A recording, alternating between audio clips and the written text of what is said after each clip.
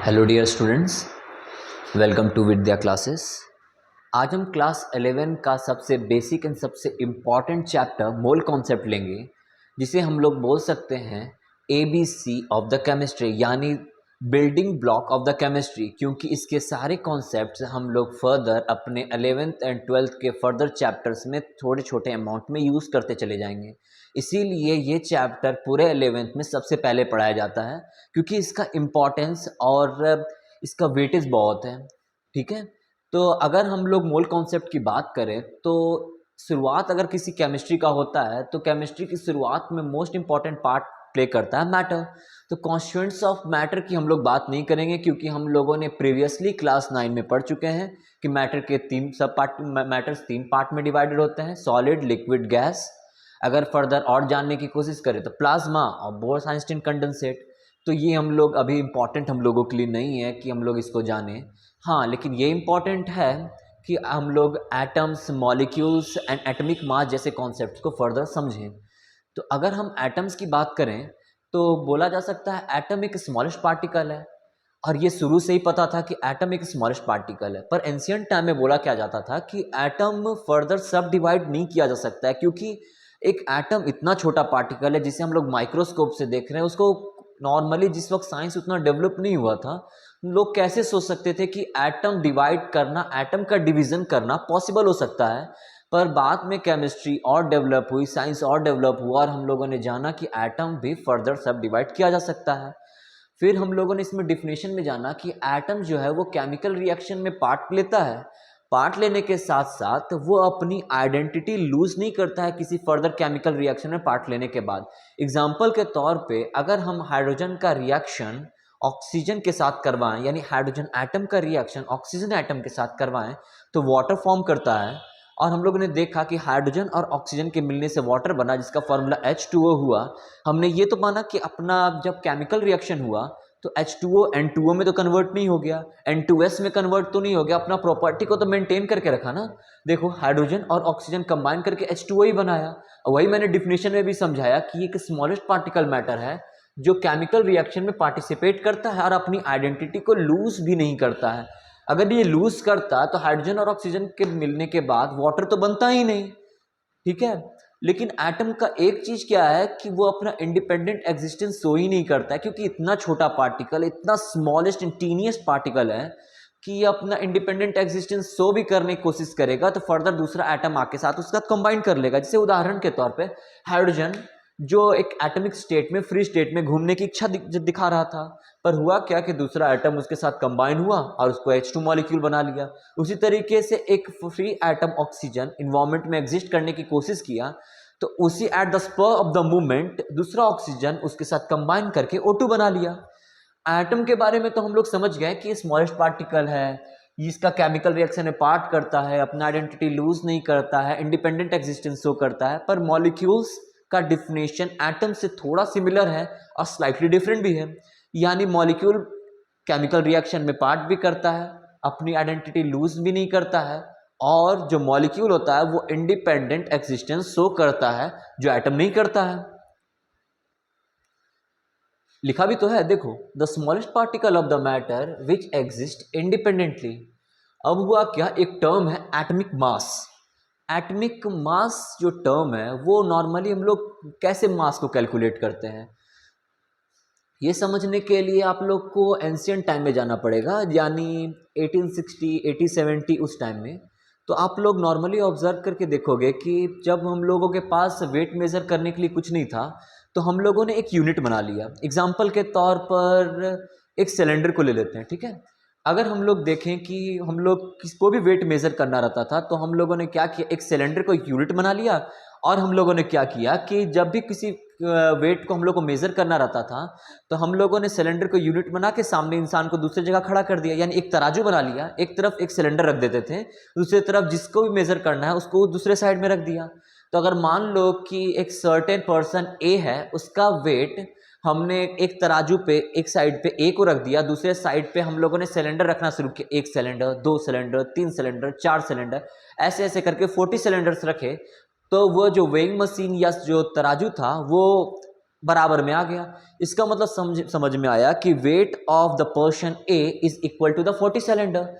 पर हर बार 40 सिलेंडर, 40, 50 सिलेंडर, 60 सिलेंडर बोलने में बहुत वेटेज लग रहा था ना, तो साइंटिस्ट ने क्या कि इस सिलेंडर को एक यूनिट बना लिया। अब बोला कि ये अब हम लोग सिलेंडर नहीं बोलेंगे, इसको एक यूनिट बोल देंगे, केजी।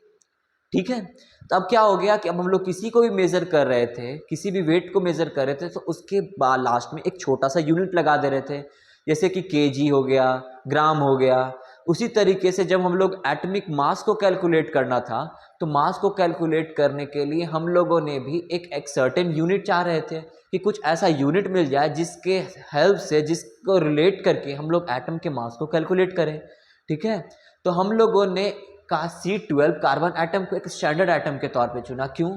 क्योंकि कार्बन यूनिवर्सल एग्जिस्टेंस शो करता है। हम लोगों के इन्वायरमेंट में सबसे स्टेबल और सबसे ज़्यादा मोस्ट लाइकेबल एलिमेंट कार्बन होता है।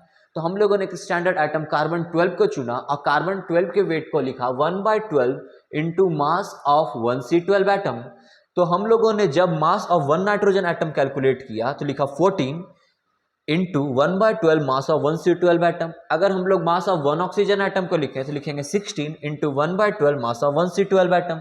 For the nitrogen 23 into mass of 1C12 atom. तो हो क्या रहा था कि हर बार मास बताने के लिए 1/12 into mass of 1C12 atom, 1/12 into mass of 1C12 atom बार बार बोलते बोलते हम लोगों का मुंह दुखने लगा। तो हम लोगों ने सोचा कुछ छोटा यूनिट तो ढूंढ लें, इतना बड़ा बड़ा यूनिट कौन बोलना चाहेगा। तो हम लोगों ने क्या किया, 1/12 into mass of 1C12 atom को 1 AMU बोल दिया, यानी एटॉमिक मास यूनिट। ठीक है, तो मास ऑफ 1C12 एटम को हम लोगों ने 1 AMU बोल दिया। तो अगर हम लोग मास ऑफ 1 नाइट्रोजन एटम को अगर कैलकुलेट करें तो क्या लिखेंगे हम लोग, 14 AMU। Mass of 1 oxygen atom को कैलकुलेट करें तो 16 AMU। अगर हम लोग नाइट्रोजन एटम को, सोडियम एटम को कैलकुलेट करें तो 23 AMU। ठीक है, हमने लिखा भी है। मास of 1 magnesium atom 24 AMU। AMU का माने 1/12 into mass of 1C12 atom, 26 AMU माने 1/12 into mass of 1C12 atom. क्योंकि ये एक बड़ा टर्म था, बोलने में हम लोगों को बहुत प्रॉब्लम हो रहा था, हम लोग मॉडर्न लोग थे, तो हम लोगों ने उसके लिए एक छोटा सा यूनिट बना लिया जिसे हम लोगों ने एटॉमिक मास यूनिट यानी 1 AMU बोला। अब हम लोग एटॉमिक मास को हम लोग एटॉमिक मास ना कह के रिलेटिव एटॉमिक मास बोल सकते हैं ना। ठीक है, तो अगर रिलेटिव एटॉमिक मास बोला जा रहा है तो उसका डिफिनेशन भी उसी हिसाब से होना चाहिए। तो बोला क्या गया कि atomic mass is a number which tells how many times an atom of an element is heavier than mass of 1C12 atom। यानी मास ऑफ 1C12 एटम से कोई भी सब्सटेंस कितना ज़्यादा हैवी है वही उसका एटॉमिक मास बता रहा था। देख लो, mass of 1 nitrogen atom 14 into 1/12 mass of 1 carbon atom. Mass of 1 nitrogen atom को हम लोगों ने 14 AMU बोल दिया, यानी टोटल 1 AMU का value 1/12 into mass of 1C12 atom के बराबर में हो गया। अब क्या हो रहा था कि 1860 1890 के अप्रॉक्स में हम लोगों ने फर्दर साइंस की डिस्कवरी और बढ़ी, और डिस्कवरी के साथ साथ हम लोगों ने एक मास स्पेक्ट्रोस्कोपी का खोज किया। उस मास स्पेक्ट्रोस्कोपी के हेल्प से हम लोगों ने किसी भी एटम के स्मॉलेस्ट से स्मॉलेस्ट एटम के मास को कैलकुलेट करना सीख गया।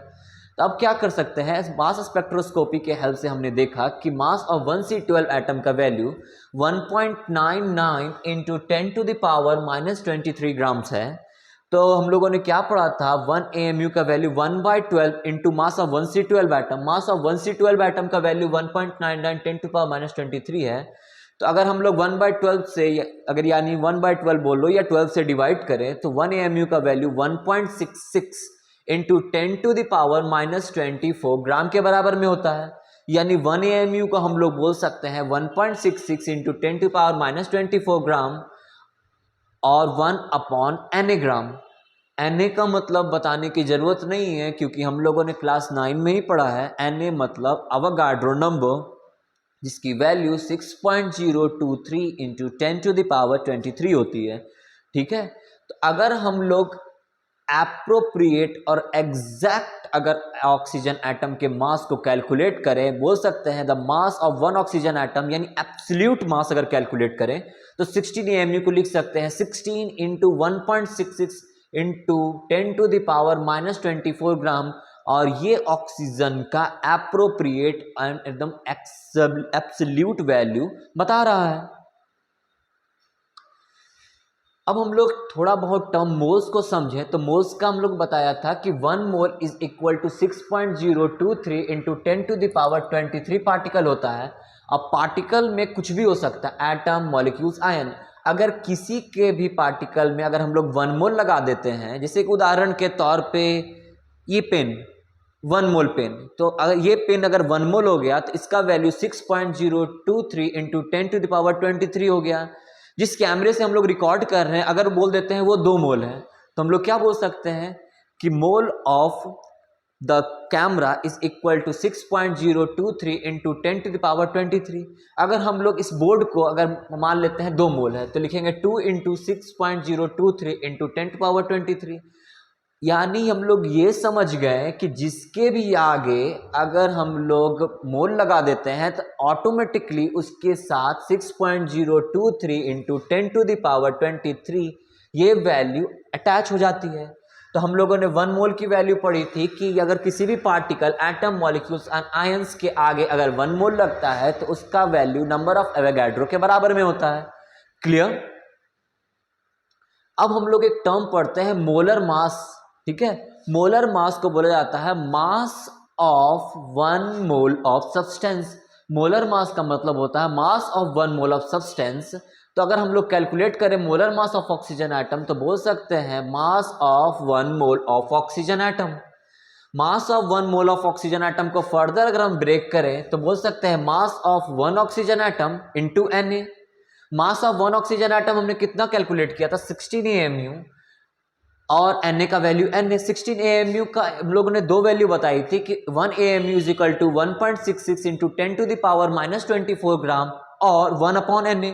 तो हम लोग क्या करते हैं कि 16 into 1 upon Na into Na, तो Na से Na की वैल्यू कट गई तो हम लोगों को क्या मिल गया, molar mass of oxygen atom in the terms of grams, यानी 16 ग्राम। ठीक है, तो ऑक्सीजन को हम लोग 2 तरीके से जान सकते हैं, in the form of 16 AMU मतलब मास ऑफ 1 ऑक्सीजन एटम, और 16 ग्राम जिसे बोल सकते हैं molar mass of oxygen atom. ठीक है, अगर हम लोग किसी का भी अब मोलर मास कैलकुलेट करें तो हम लोग AMU ना लगा के हम लोग उसमें ग्राम अप्लाई करेंगे। जैसे लिखे molar mass of sulphur 32 gram, molar mass of nitrogen 14 ग्राम। बहुत सारे मोलर मास कैलकुलेट करने के लिए हम लोग मोलर मास का पहले डिफिनेशन देखें तो बोलता क्या है, sum of atomic mass of all the element present in a molecule. ठीक है, तो अगर हम लोग बहुत सारे अगर एटम्स का यानी एलिमेंट्स का अगर हम लोग एटॉमिक मास देखें तो कुछ इस तरीके से दिखता है। आप लोग इसे अच्छे से देख लीजिए, जिसे हम लोग फर्दर यूज भी करेंगे। अगर H2O का मॉलिक्यूलर मास कैलकुलेट करें तो हाइड्रोजन का कितना होता है 1, 2 हाइड्रोजन है इसीलिए 2 इंटू 1, प्लस करेंगे ऑक्सीजन का नंबर है 1 और ऑक्सीजन का एटॉमिक मास कितना है 16, तो टोटल कितना हो गया 18।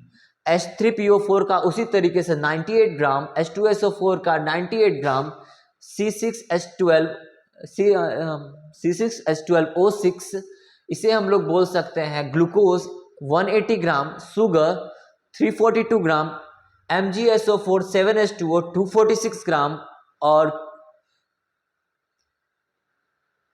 K4FeCN6 का वैल्यू हो जाता है 368 ग्राम। H2O यानी मॉलिक्यूल्स। अब मॉलिक्यूल्स का हम लोग अगर जानने की कोशिश करें तो 2 टर्म में पढ़ सकते हैं, 18U और 18 ग्राम। 18U होता है मास ऑफ 1 H2O मॉलिक्यूल और 18 ग्राम मोलर मास या मॉलिक्यूलर मास ऑफ वाटर। अगर ये सेंटेंस जो है, ये वैल्यू जो है ग्राम में है, इसीलिए हम लोग इसे ग्राम मॉलिक्यूलर मास बोलते हैं। अब देखो, हम लोग जब भी मॉलिक्यूल्स की स्टडी करेंगे और 1 एटम यानी 1 सर्टेन का अगर हम लोग एटॉमिक मास कैलकुलेट करें, यानी 1 H2O मॉलिक्यूल 1H2SO4 मॉलिक्यूल, तो हम लोग टर्म AMU में ना यूज करके यूनिफाइड मास यानी यू में यूज करते हैं, और ज़्यादा प्रॉब्लम की ज़रूरत है नहीं क्योंकि यूनिफाइड मास और AMU का वैल्यू लगभग सेम ही होता है। H2SO4 उसी तरीके से 98U या AMU और 98 ग्राम, 98U मने मास ऑफ 1H2SO4 मॉलिक्यूल और 98 ग्राम मने मॉलिक्यूलर मास ऑफ H2SO4।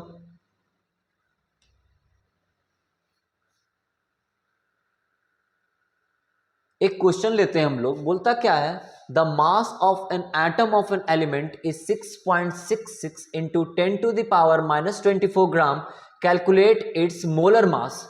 अब मोलर मास का हम लोगों ने फॉर्मूला पढ़ा था कि मास ऑफ 1 मोल ऑफ सब्सटेंस, ये वैल्यू होता है मोलर मास का। हम लोगों को मास ऑफ 1 एटम दिया हुआ है 6.666 into 10⁻⁻24 gram of an element, हम लोगों को पहले दे चुका है। मोलर मास क्या होता है, मास ऑफ 1 मोल ऑफ एटम, तो हम लोग आगे अगर कैलकुलेट करें मास ऑफ 1 मोल ऑफ एटम को लिख सकते हैं मास of 1 atom into Na। Mass of 1 atom की वैल्यू हम लोगों को दे चुका है 6.66 इंटू 10⁻24 और Na की वैल्यू 6.023 इंटू 10⁻23 ग्राम। अगर ये दोनों वैल्यू को हम लोग मल्टीप्लाई करें और इसे इक्वेट करें तो हम लोगों को मिलता है 3.9996, जिसे हम लोग अप्रॉक्स में 4 ग्राम बोल सकते हैं। ये हम लोगों का बेसिक मोल कॉन्सेप्ट का छोटा सा पार्ट करेंगे, तो स्टे कनेक्टेड।